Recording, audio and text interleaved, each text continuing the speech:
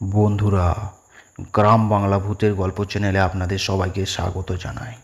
গ্রাম বাংলা রোমাঞ্চকর কিছু সত্য ঘটনা ও গল্প দিয়ে সাজানো আমাদের এই বিশেষ নিবেদন। তো চলুন আজকের গল্প শুরু করা যাক।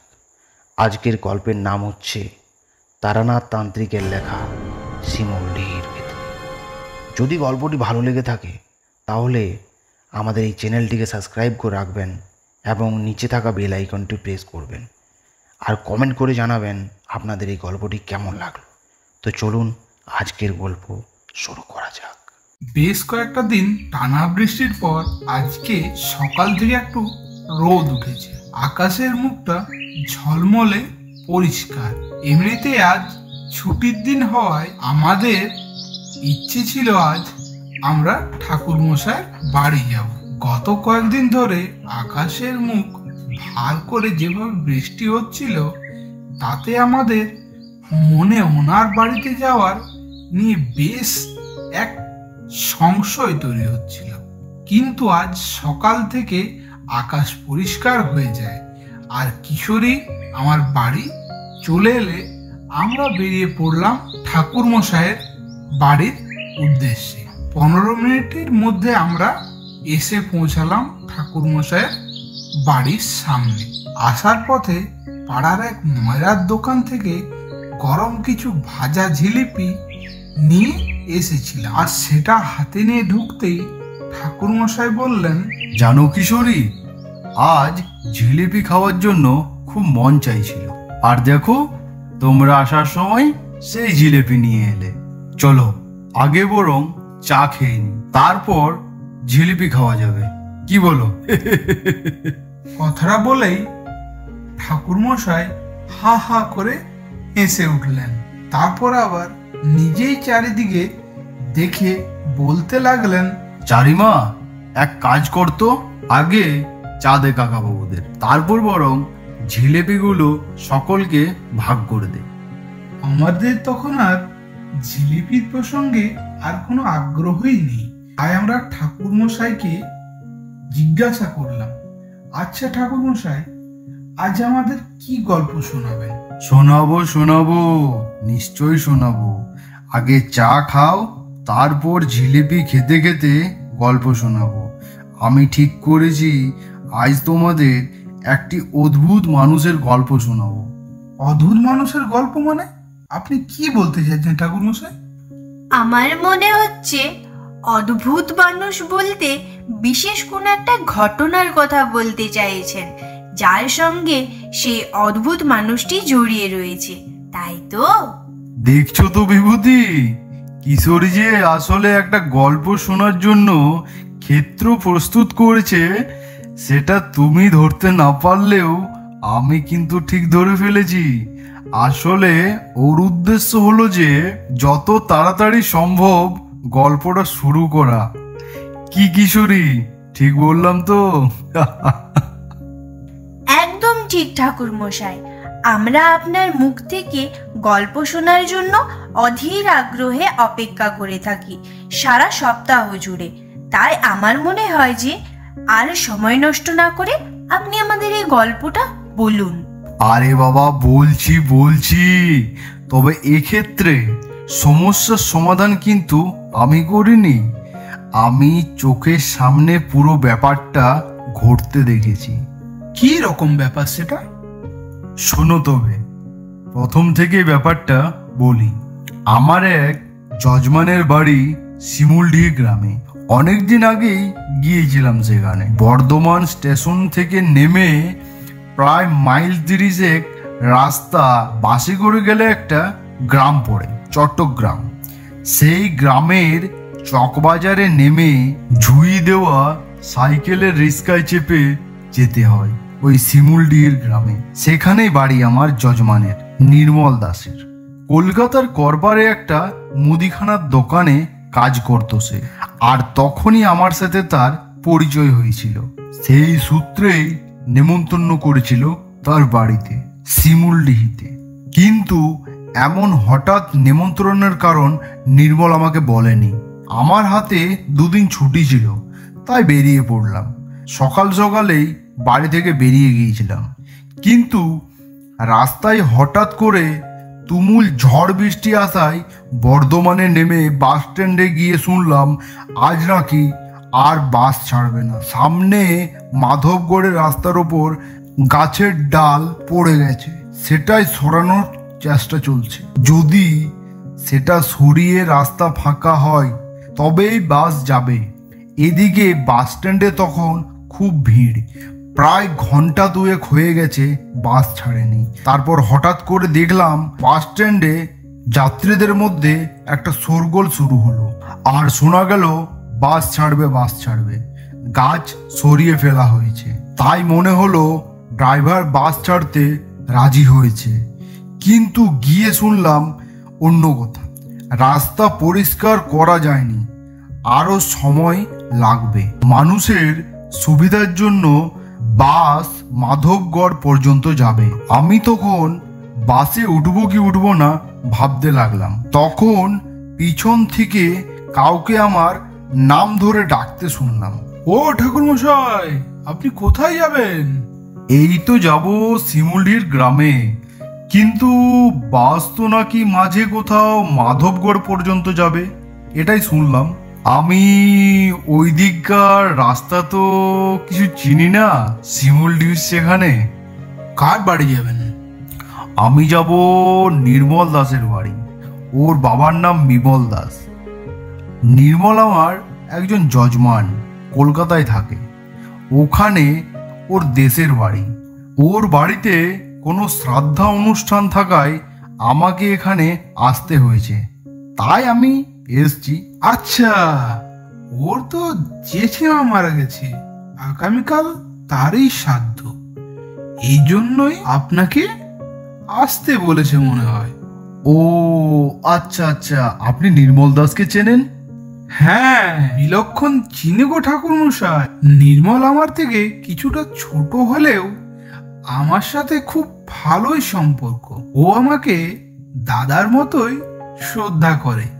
যিনি মারা গেলেন তিনি আমাকে খুব ভালোবাসতেন, একদম নিজের ছেলেরই মতো। ও আচ্ছা, আপনি তো ওদের পরিবারের সকলকেই খুব ভালোভাবে চেনেন দেখছি। আপনি কি শিমুলডির গ্রামে থাকেন? হ্যাঁ।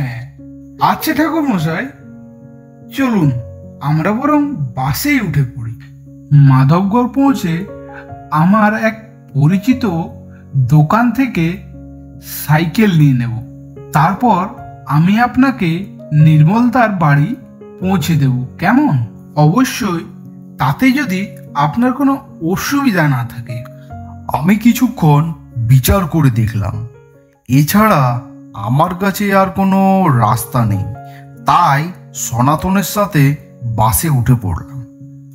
তাই ঘন্টা দেড়েক পর আমরা এসে পড়লাম মাধবগড়ের বাজারে।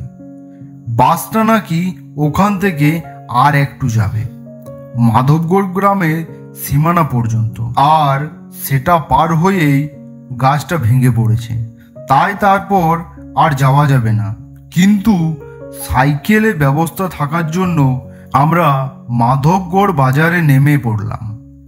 তারপর সনাতনের সঙ্গে সাইকেলে চেপে রওনা দিলাম শিমুলডিহির গ্রামে। সনাতনের সঙ্গে কথা বলে এই গ্রামের ব্যাপারে অনেক কিছু জানতে পারলাম। আমি জিজ্ঞাসা করলাম, আচ্ছা সনাতন, নির্মলের জেঠিমার কি হয়েছিল? তিনি মারা গেলেন কেন? দেখুন ঠাকুর মশাই, আমি কিন্তু এই ব্যাপারে আপনাকে কিছু বলতে পারবো না। কিছু জিনিস নিয়ে কথা না বলাই ভালো। কখন কে শুনে কথাটা তার কানে পৌঁছে দেয়, তারপর আমি প্রাণে মারা যাব ঠাকুর মশাই। এইরকম সন্ধ্যার আলোর মধ্যে দূর দূরান্ত পর্যন্ত কোনো জনমানুষ ছিলেন। তখন কে আর সনাতনের কথা শুনল, আর কার কানে তোলার কথা বলল সনাতন? তাই আমি জিজ্ঞাসা করলাম, আপনি আর আমি ব্যতীত আর কোনো মানুষ নেই? তিনি সব জায়গায় আছে ঠাকুর মশাই, তার নামে যদি কথা বলতে কাউকে শুনে তবে আর তার রক্ষে নেই। আরে নির্মলের জেঠিমাকে তো সেই কারণের জন্যই মরতে হলো। মরতে হলো মানে? তিনি কিভাবে মারা গেছেন আর কিভাবে মারা গেলেন? এই তো দিন আগে ধর থেকে মুন্ডুটা উপড়ে তার দেহটা পুকুর পাড়ে ফেলে গেছে। এ কি বলছেন আপনি? নির্মলের জেঠিমা খুন হয়েছে মানে অপঘাতে মৃত্যু? হ্যাঁ, একদম ঠিক ধরেছেন, অপঘাতে মৃত্যু।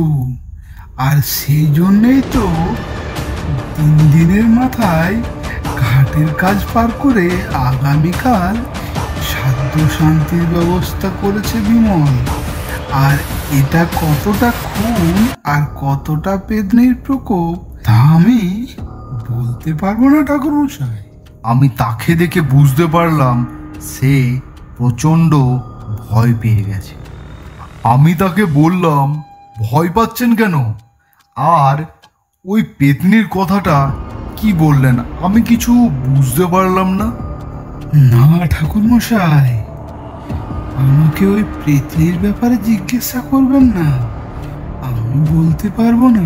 যদি ওই পেতনির কারণে আপনার বিন্দু মাত্র ক্ষতি হয়ে থাকে তো আমি আপনাকে ঠিক রক্ষা করব। তারপর সে বলতে আরম্ভ করলো, আপনি কি ওই পেতনির কবল থেকে এই শিমুলডিহির গ্রামকে বাঁচাতে পারবেন? তা না হলে একে একে এইভাবে সব মানুষ শেষ হয়ে যাবে। আমি তার কথা শুনে চমকে উঠলাম।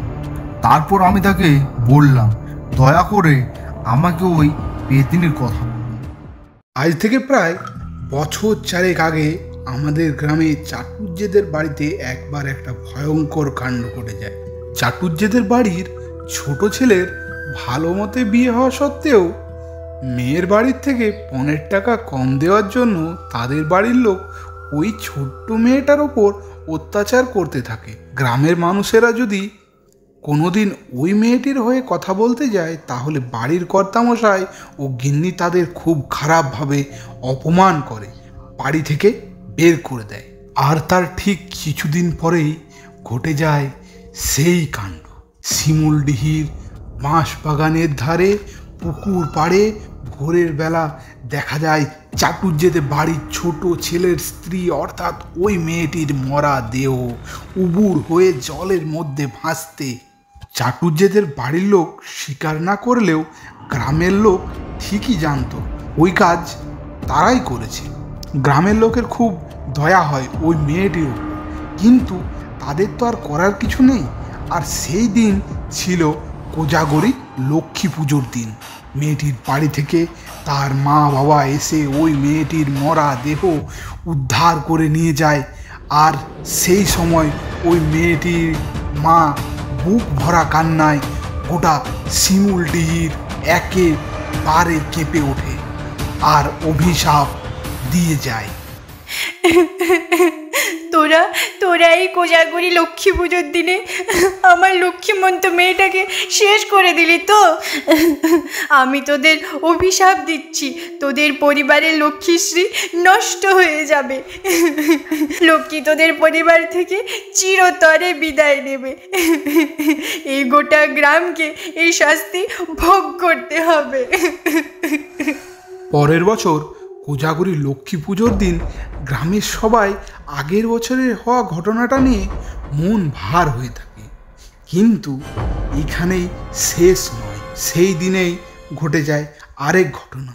চাটুজ্জেদের বাড়ির গিন্নিমার মরা দেহ উবুড় হয়ে ওই জলের মধ্যে ভাসতে দেখা যায়। যেভাবে ওই মেয়েটিকে তারা মেরে ফেলেছিল, গ্রামের সবাই বুঝলো যে ওই মেয়েটি তার শাশুড়ির ওপর বদলা নিয়েছে মনে হয়। কিন্তু শুধু তাই নয়, প্রত্যেক পূর্ণিমা বা কোনো পুজোতে যদি গ্রামের কোনো মেয়ে ওই পুকুর পাড়ে যায় তাহলে তার ধর থেকে মুন্ডুটা আলাদা করে পুকুর পাড়ে ফেলে দেয় ওই পেতনি। আমি তখন সনাতনকে জিজ্ঞাসা করলাম যে শাশুড়ির ওপর প্রতিশোধ নিয়েছে সেটা মানা যায়, কিন্তু গ্রামের বাকি মেয়েদের ওপর এমন কেন হয়? আমি আর কিছু জানি না ঠাকুরমশাই, আমি যা জানতাম তা আপনাকে সবেই বলে দিয়েছি। এখন দেখুন, খুব রাত হয়েছে, বাড়ি ফিরতে পারলে বাঁচি। আচ্ছা সনাতন, তুমি কি আমাকে ওই পুকুর পাড়ের রাস্তাটা বলে দিতে পারবে? হ্যাঁ, কিছুটা এগিয়েই বাঁশের বাগান পড়বে, তারপরেই ওই পুকুর। কথাটা বলেই সনাতন সাইকেল থেকে আচমকা মাটিতে পড়ে গিয়ে উপুর হয়ে কাতরাতে থাকে। আমি জিজ্ঞাসা করলাম, কি হয়েছে সনাতন, তুমি এরকম করছো কেন? আমি তো আপনাকে বলেছিলাম ঠাকুরমশাই, ওই পেতনিটার ব্যাপারে কথা বলা সে একদমই পছন্দ করে না। আমি সনাতনের পিঠ দেখে বুঝলাম ওই পেতনির নখের আঁচড়ে সনাতনের পিঠ থেকে রক্ত বেরোচ্ছে। রাতে জ্যোৎস্নার আলোয় বুঝতে আর কোনো অসুবিধা ছিল না যে আমরা ওই পেতনির ডেরাতে এসে পড়েছি। পাশেই রাস্তার দুই দিকে বাঁশবাগান, আর ওই বাগানের ভিতর থেকে শোনা যাচ্ছিল এক মৃদু হাসির শব্দ। আমি যেতে না চাইলেও আমাকে যেমন একটি কালো শক্তি সামনের দিকে টেনে নিয়ে যাচ্ছে ওই পুকুর পাড়ের কাছে।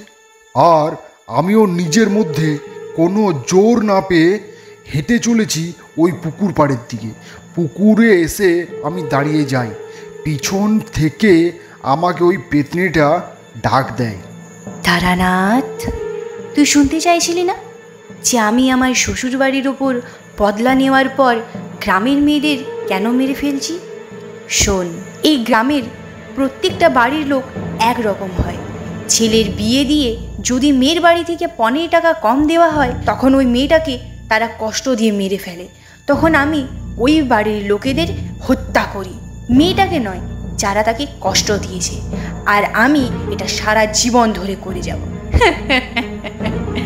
কথাটা বলেই ওই মেয়েটা এক সুন্দর রূপবতী কন্যায় পরিণত হয়ে জলের মধ্যে নেমে বিলীন হয়ে গেল। আমি আর ওই মেয়েটার উপর কিছু বলতে না পেরে তার জন্য মনে কষ্ট নিয়ে কিছুক্ষণের জন্য দাঁড়িয়ে যাই। আমি ঠাকুরমশাইকে দেখে বুঝতে পারলাম গল্পটা বলে তার মন খুব খারাপ হয়ে গিয়েছে। তাই আমি আর কিশোরী কোনো রকম কথা না বাড়িয়ে তাকে তার অবস্থায় রেখে বাড়ি ফিরে আসি।